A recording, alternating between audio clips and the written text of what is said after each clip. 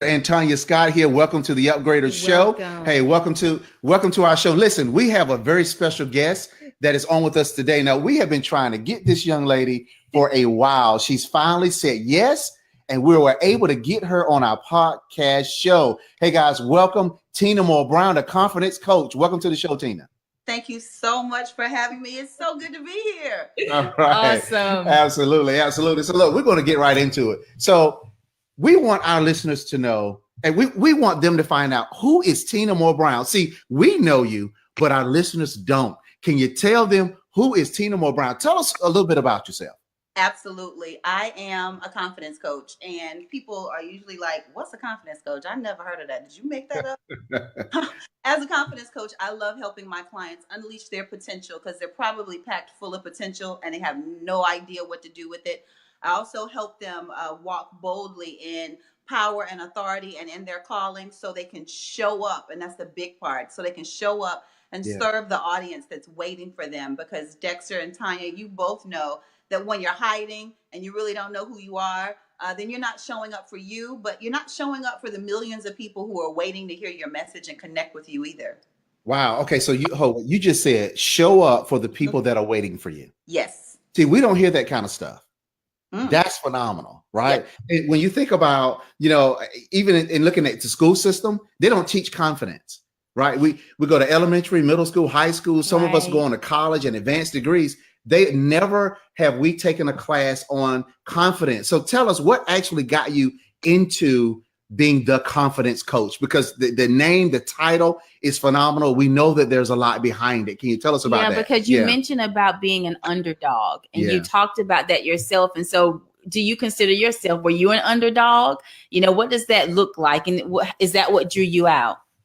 Absolutely. I was an underdog, but here's the thing, Tanya, that many people looked at me and they didn't think that I was an underdog. In high school, I was the captain of the cheerleading squad. People may have thought I was pretty popular, but they didn't understand the inner turmoil that was going on in my mind. And that's the deal for most of us is our thought life, how we think about ourselves. And the thing is, we show up the exact way that we think about ourselves. So if we don't think highly of ourselves, it's tough to show up.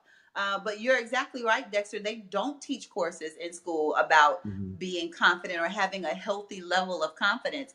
Teachers usually just latch on to the kids who do have a healthy self-confidence and just continue to pour into them. And then those who are struggling just kind of figure, well, I struggle in this area. But as adults, I want us to identify ourselves and say, could I have a healthier level of confidence? Do I need to believe in the essence of who I am a little bit more? And is that what's been holding me back for so long? That is excellent. Even as you talk about that, it made me think about something I heard not too long ago, but it's like a study that was done. And what they did was they taught with the teacher.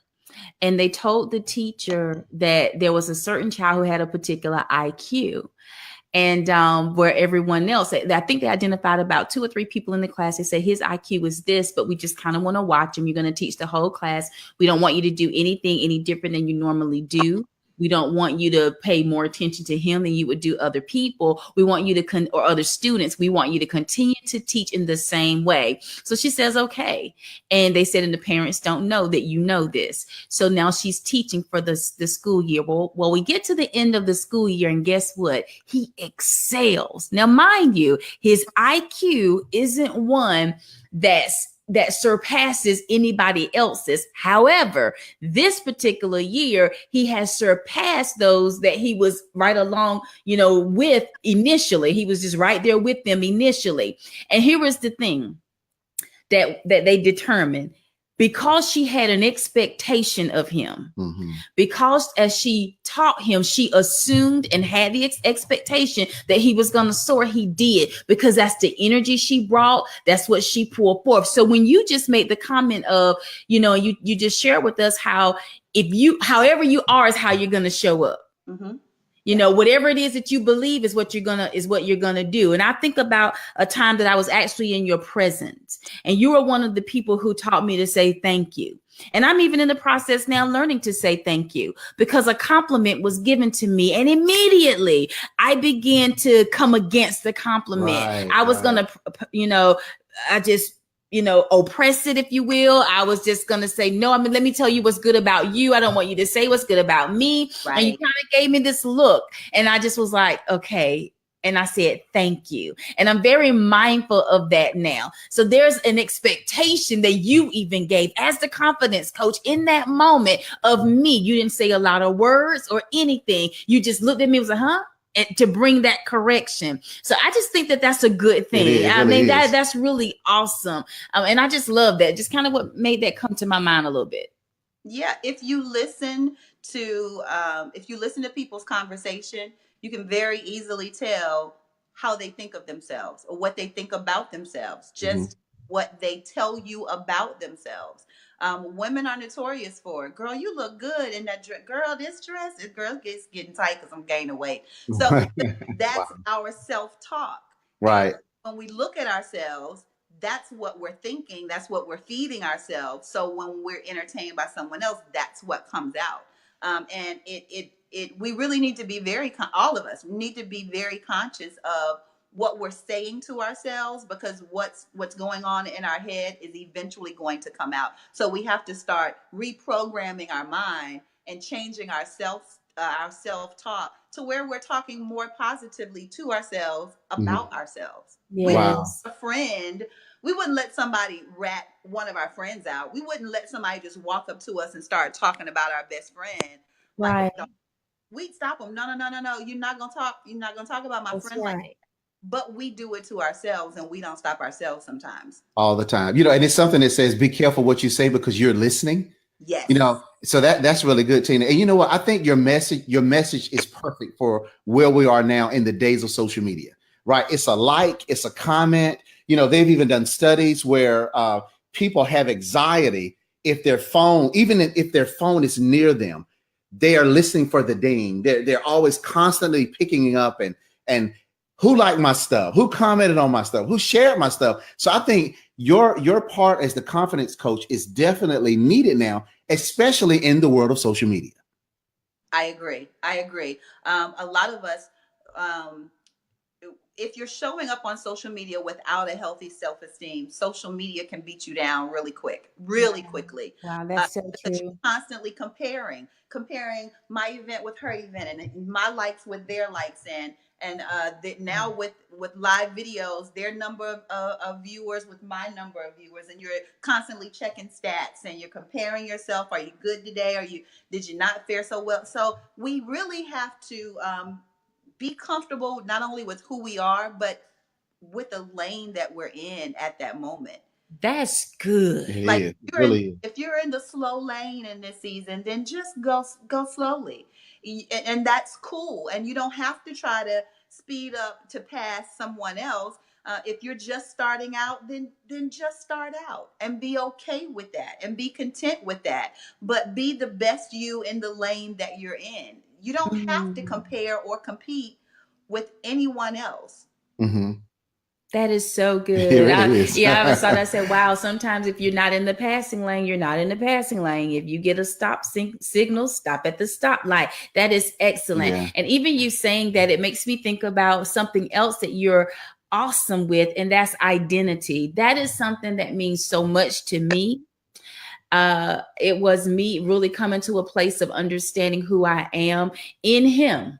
Yes. That really brought me out and helped me to get started with where we are now, where I am in my life, what my husband and I are even doing together. Talk to us a little bit about that, Tina. When you talk about identity and coming to really understand the true essence of who you are, what does that mean for you? For me as a believer, it means that I have to have a really good connection with the Father. I really have to have the type of relationship with him that I know his thoughts towards me.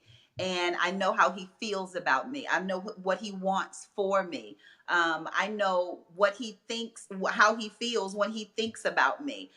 Just like we would expect of our spouse or our parents or our children. It really takes that type of connection for you to be comfortable with your identity. Look, you can't discover who you are outside of the one who created you. If so, then we're stuck with um, Yes. trying to figure out who we are based upon our jobs. Some people let their career define them. Some people let their marital status define them. Some women they're just not a whole woman unless they're married. They're just, their whole focus is looking for a husband. Some people, it's their job or their financial state of being at that time. And all of those things can change so very quickly. And when Yeah. they do, or if they do, then who are you? So you have to have a firm, solid foundation, and that has to come from the Word of God. That has to come with having a very healthy relationship with God, and that has to come with reprogramming your mind, because you're not what you've done or what you haven't done.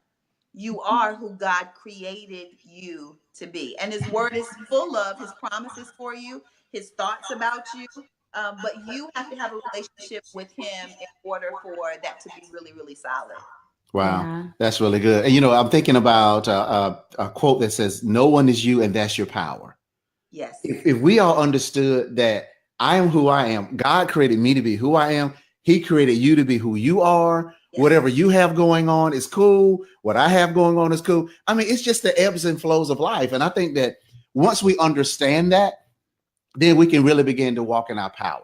Yeah, I completely agree with that. And that's pretty much, it's what both of you are saying. I had to come to that place myself, is understanding the power that I had and to walk in it. And last week I was even, something that had just kind of come to me, is learning how to bring the true essence of who I am to what it is that I do, but not looking for what it is that I do to define who I am. And that right there has been really life-changing for me. It brought me even out of a place of hiding, because for a long time I couldn't tell you who Tanya was, but at the same time I was trying to define myself by the things that I was doing. Even to your point, I love everything that you just shared, how now with social media, there's a comparison that goes on. How many likes, how many watchers, what are they doing? All of those types of things. And then we're beginning to define who we are based on those external factors, opposed to going on the inside and really coming to understand who I am. And you never know, who's watching. You never know. You could have 20 people watching today, 50 tomorrow, 10 next week, 1,000 in a year, whatever it is. But if one person out of each one of those scenarios can catch what you've said, if you've said something that keeps that person from hurting themselves, that help that person to know, man, I can do this, to keep that person from giving up, you've done a lot. And I'm grateful to know that we're vessels. And as vessels of God, if I'm going to only be dependent on the external part, I'll miss a whole lot of assignments, and I won't even value the very ones that He gives me. And that brings me even to thinking about, how do you end your days? I mean, there's some things I've been hearing a lot. I hear about gratitude. I hear about journaling. But for you, as the confidence coach, coaching me, talking to me, how would you tell me to end my day, bringing my day to an end, to rest that night, to get up the next day? What do you recommend? Bookends are very important. How you start your day, how you end your day, those are the most important times of your day. And I would say prayer is perfect for bookends for your day. Starting your day with prayer, ending your day with prayer, just being grateful, not focusing on the things that you need so much, but the things that you're thankful for, the things that you're grateful for, Yes, the things that you really can't live without, and that's the communication with the Father. Yeah. Those are perfect bookends, I believe. I love that. Book ends for your day. I got a visual of that as you just stated that. I hope everyone is getting a visual of that. What are your book ends for your day? And then you think about, then it's everything in between that happens. But I start this way, I end this way. And she's saying it too. Gratitude. We know the things that's happened, what you've been able to do. I'm telling you, it is absolutely amazing. Wow, I love that. Book ends for your day. Mm-hmm.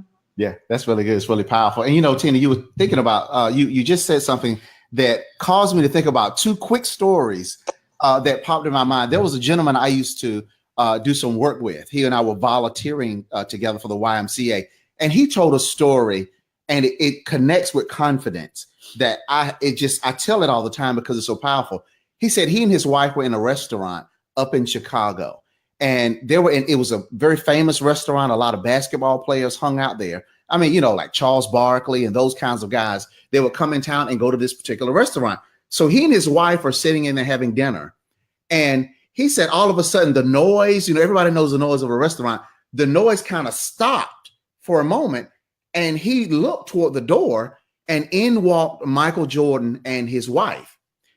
And he said every person in that restaurant literally stopped what they were doing and watched Michael and his wife walk from the door to the back room where they had private dinner. And he said there was a glow on his face that he'd never seen before, a glow of confidence, right? And he said it's so much so that the people literally stopped in the restaurant to pay attention to it. Isn't that something? It talks about what you're talking about, confidence. It is. It's apparent when you walk in a room if you're a confident person or not.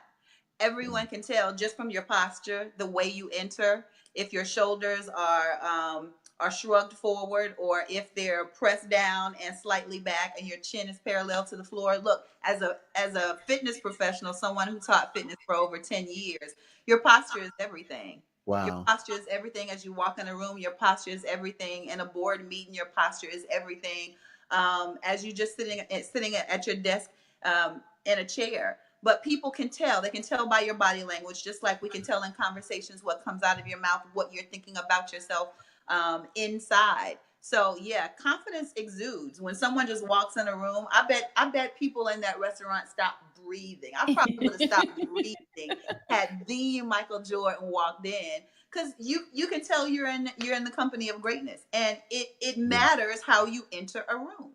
Wow. Wow. It matters how you enter a room. And that brings me to my very next story that I was just thinking about. I used to be the head of admissions for a company that was founded by President Eisenhower. And I would travel all over the country doing meetings at high schools and colleges. I mean, some auditoriums were 200-300 people all the way up to 1,000. And I'll never forget, one of my pet peeves of being a presenter and a speaker is when people come into a room and they sit in the back.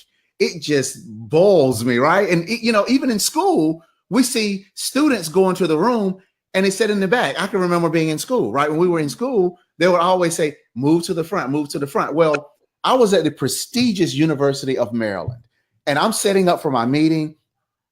It's an audience of like 1,000 people, right? I mean, those many seats in there. Mm-hmm. So I'm setting up for the meeting, and the meeting starts and people start walking in. So I literally start seeing them sitting in the back of the room. And I'm like, oh my goodness, what is this all about? So I got on the microphone and I told the people, I said, can you guys move up? We want a nice intimate crowd today. Can you move up? And even people stayed in their seats listening to me say this. So I went over to the facilities manager and I said, let me ask you a question. Take a look at the audience. Do you see people, because I know you guys do various kinds of events here. Do you see people always gravitate toward the front or the back or the middle? And he said, Dexter, you'll be amazed, but your audience looks exactly like all of the functions that we have here. Even doctors, even lawyers, they come into the room and they all gravitate either towards the middle and the back of the room. And the people who walk to the front and sit down are the people who are noticed the most. I thought that was phenomenal. Dexter, as you're telling this story, I'm seeing a picture, but that auditorium is just like the very auditoriums of our lives. Yes. Look at your life. Your life is filled with seats, and there are seats in the back, there are seats in the middle, there are seats in the front, but there's also a stage. And when we walk into a new season in life, when we walk into a new company or new job, when we take on a new business venture, where do we end up sitting in our life? Do we walk in unsure of ourselves, unsure if this is going to work, or I don't know.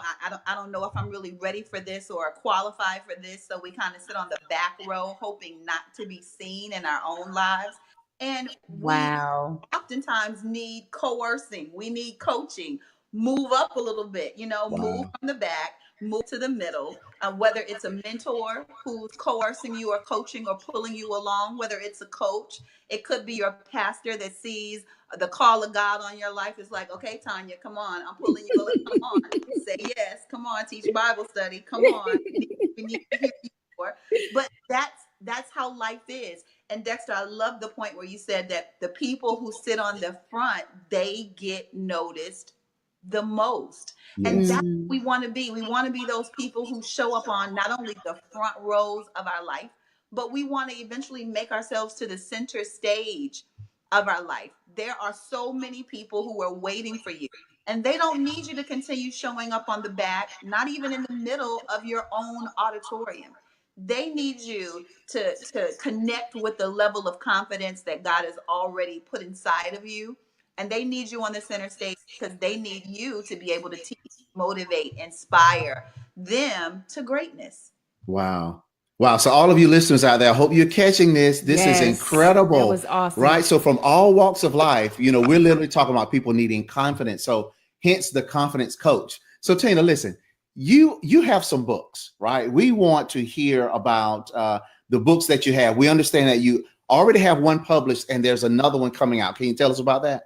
Yes, my very first book is called Unleash and Soar, Start Today, Living Boldly Beyond Limits. You can get that book on TinaMooreBrown.com. My next book is called Shift, and it is coming out in the next month or so. And I actually did a 5-day social media series about it. And at the end of the series, I realized what you just did, Tina, was a book. So I a book on how to shift, because we hear things like it's time for you to shift into your next level. It's time for you to move from where you are to where you're supposed to be. But we don't always know how to do that. Words like that, phrases like that, oh, it's time to shift, it's time to elevate, it's time to do this. They sound awesome. But when all the lights and cameras are off, how do you do that? What's step 1? What's step 5? What do I do after this? How do I know it's time to do this? So Shift gives readers 5 ways to shift from where they are, leave the old, and approach and walk boldly into the new. Wow. That is absolutely phenomenal. That's incredible. You know what, Tina, you shifted our minds today, right? And I know that the people that are listening to this podcast, your mind is being shifted. You're trying to understand now, okay, how can I walk in better confidence? And that's why I'm saying, Tina, your message today should go out to everybody. This podcast, we're going to have people listening from all over the world, right? So we know that our listeners are government listeners, corporate people, folks that need their teams, confidence in their teams. Yeah, entrepreneurs. Yeah. Tanya just said entrepreneurs. We all need to walk in a greater level of confidence. So is there any lasting words that you just want to share with the listeners? Hey, especially let us know, how do we get in contact with Tina Moore Brown, the confidence coach? Yes. Tell us all of your social media handles, your website. Can we find you on YouTube? All those kinds of things. Let us know where we can get in touch with you. Absolutely. I made it easy for everyone. So you can find me on social media platforms at Tina Moore Brown, and the website is TinaMooreBrown.com. I go into the website. You can follow me on social media. The links are there, as well as my email address. You can reach out and email me, even call me, just by going to the website, TinaMooreBrown.com. Okay. Awesome. Listen, Tina, we are so appreciative, right, Tanya? We appreciate you today. This is my thing. Yeah. We want everybody to know what it is that Tina is doing. I can tell you from the very first moment that we were actually at a conference together, and she was one of the main speakers for the conference. I was a part of the panel, and I can remember being in her presence, how she made me feel, and I knew that she was someone I wanted to connect with. Since then, I've also had her speak at one of my conversation camps because of everything she does and what she brings. And it literally blows my mind. So the next thing that she has going on is the New Now Next conference. And that's coming up really soon. I cannot leave this podcast without you hearing about this conference. You need to be there. And if you're not able to make it to this one, and you might be listening to this podcast later on after it's over, but you're still going to need to make a connection because there will be more. Talk to us a little bit as we bring this to a close about the New Now Next conference. Everyone has got to hear this. Absolutely. The end of 2017, I started an online community called the New Now Next community. Our hashtag is I am New Now Next. And it's for those who know that they're called to start to create something new, whether it's a business, a movement, a community center, a nonprofit, whatever it is. It's something they've never done before. So it's going to take some guts. It's going to take some confidence. Yeah. They know now is the time to step out and do it. Because let's just be honest, we all have gotten a new idea, but we've dragged our feet a whole lot. And also know that this next season that's coming up is going to require for us to be ready, not getting ready, but to be ready. Because what if doors just start swinging off the hinges, right? Right. We need to be confident so we can walk through those doors. So the community just made way for a live 2-day event, August 3rd and 4th, 2018 at the Sheraton Hotel in downtown Raleigh, North Carolina. And it is going to be phenomenal. There are about 10 speakers that are coming, and you guys are going to speak into the lives of participants and shift them into their next. The theme is Unleash Your Power, because you are packed full of power, but it's going to take speakers like Dexter and Tanya Scott, the upgrade, who I'm so very honored to have there. It's going to take speakers like you to shift our mindset, to upgrade our minds, so we're ready to walk into the things that are next for us.